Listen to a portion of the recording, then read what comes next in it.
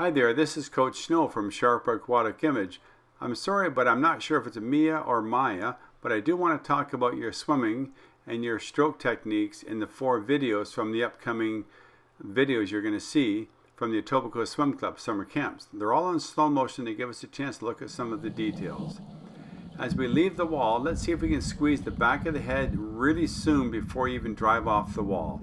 Keep an eye on your body position, leaving the wall in a straight line, right? You see how the hands are kind of pitching out at the top end of your butterfly? Let's see if we can get on top of the wrists, get on top of your forearm so we don't pitch out quite so far. We want to pitch down and catch the water as opposed to pitching out, right?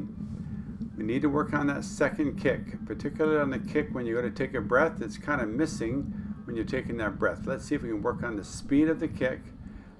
Don't let the feet stop, and let's see if we can work a little more hand speed on the back of the stroke. Let's get those thumbs underneath the hips and snap right through. Same concept on your backstroke. Let's leave the wall in a straight line. I like the way you're grabbing the back of the head with your elbows. Squeeze that head, get in a straight line off that wall. You can see how you left the breakout in a bit of an angle. Let's try and be a little flatter at the back end of that breakout, right? Now you're catching the water okay, but I'd like to see if you can roll your shoulders a bit sooner. We're kind of rolling our shoulders a bit late. We're not quite getting the depth of the catch as much as we'd like, right?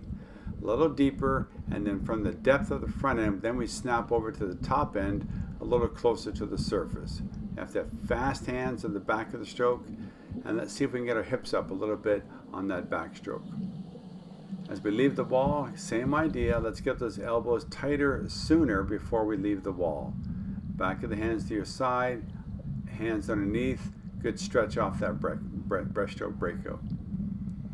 Now let's keep an eye on how far your elbows are coming back past the strap of your suit to your ribs. Let's see if we can drive the elbows underneath your shoulders. And let's work on this shoot process.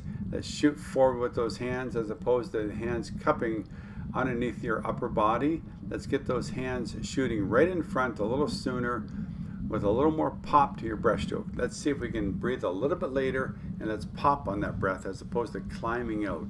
Maybe we're climbing a little bit too far, and let's work on a little more foot speed right back to the back of the pool. Kick that water back as opposed to kicking the water down. And here's our final stroke, our freestyle. Let's get our foot speed going, keep those feet together, good snap, keep the foot speed fast before you transition into the freestyle kick. I like the freestyle. It's got a good body position, you got good catch on the shoulders, good hand position, the top end of the stroke.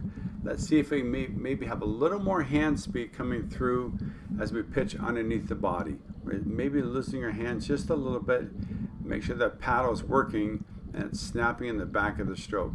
There is a change in your hand velocity. Your hand speed should be faster at the back of that freestyle. Anyway, Maya, hope you enjoyed the commentary and working your stroke techniques. You've got some fun times coming up. I look forward to seeing you this year at a swim meet. All the very best, and this is Coach Snow. Thank you.